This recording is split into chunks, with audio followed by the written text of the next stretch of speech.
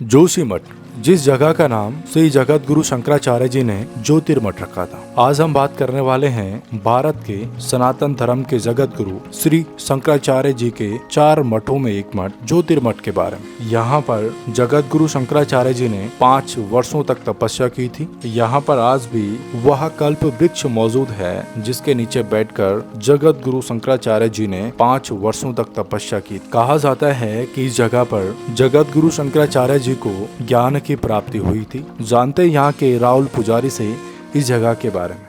नमस्कार, मैं हरीश एक नए अनुभव में आप सबका स्वागत करता हूँ। इस समय मैं हूँ जोशीमठ। भारत का ये जगत गुरु शंकराचार्य का 4था मठ है और यहाँ पर आज भी 2500 वर्ष पुराना ये वृक्ष है जहाँ पर बैठकर जगत गुरु शंकराचार्य ने तपस्या की थी।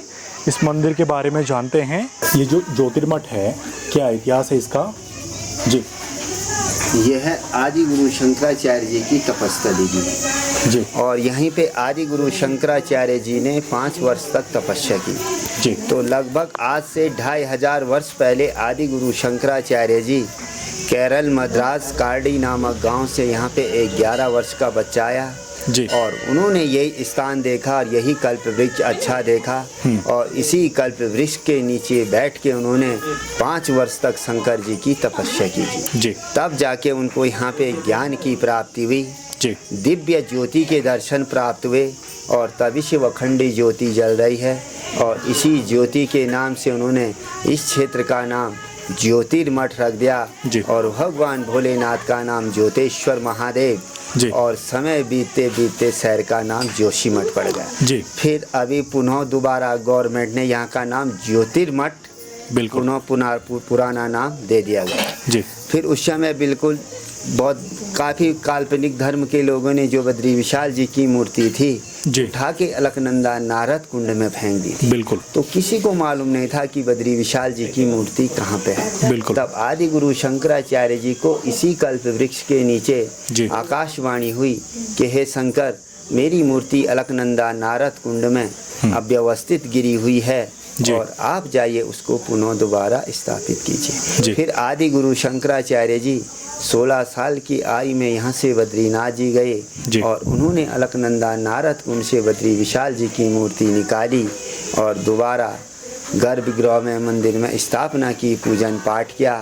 तब उन्होंने ये कहा, जो बद्री विशाल जी की पूजा करेगा वो ब्रह्मचारी होगा और मेरे ही परिवार से होगा नंबोदरी ब्राह्मण। तो आज भी बद्रीनाथ में वही परंपरा चली आ रही है। जो बद्रीनाथ जी की पूजा करता है वो दक्षिण भारत केरल से आता कार्डी नामक गांव से आदि गुरु शंकराचार्य जी के ही परिवार से, जिसे बद्रीनाथ जी में वर्तमान में रावल जी कहते हैं। और ये अखंडी ज्योति जल रही है और इसी ज्योति के नाम से उन्होंने इस क्षेत्र का नाम ज्योतिर्मठ रख दिया। जी जी जी जी। गुरु जी, यहाँ पर जो वृक्ष है ये कौन सा वृक्ष है और ये वृक्ष है? वैसे वृक्ष तो सहतूत का है बिल्कुल, मालबरी ट्री जी। और ये अमरकल्प वृक्ष के नाम से जाना जाता है क्योंकि इसी वृक्ष की आयु 2500 वर्ष से भी पहले की है। जी जी। उससे भी आगे अधिक। बिल्कुल जी। इसलिए कल्प वृक्ष है, सबकी मन की कल्पना को पूर्ण करने वाला। यहाँ पर जो लोग आते हैं तो यहाँ पर किस तरह से पूजा अर्चना करनी होती है? यहाँ पे अपनी मनोकामनाएं लेके आते हैं लोग और उनकी भगवान शंकर मनोकामनाएं भी पूर्ण करती है सर। ये यहाँ पर वो अमर वृक्ष है जहाँ पर जगत गुरु शंकराचार्य जी ने तपस्या की थी और आज भी ये वृक्ष जिंदा है, अमर है।